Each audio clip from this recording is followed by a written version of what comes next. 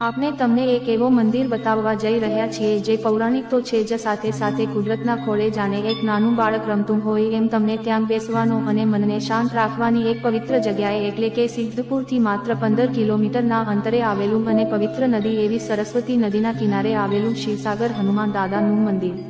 આપણા ભારતીય સંસ્કૃતિના હૃદય સમાન આ મંદિરો માત્ર પથ્થરોથી બનેલી ઇમારતો નથી, પરંતુ તે જીવંત પરંપરાઓ અને આધ્યાત્મિક શક્તિના કેન્દ્રો છે। જ્યારે આપણે મંદિરના પ્રાંગણમાં પ્રવેશ કરીએ છીએ ત્યારે એક અનોખી શાંતિનો અનુભવ થાય છે।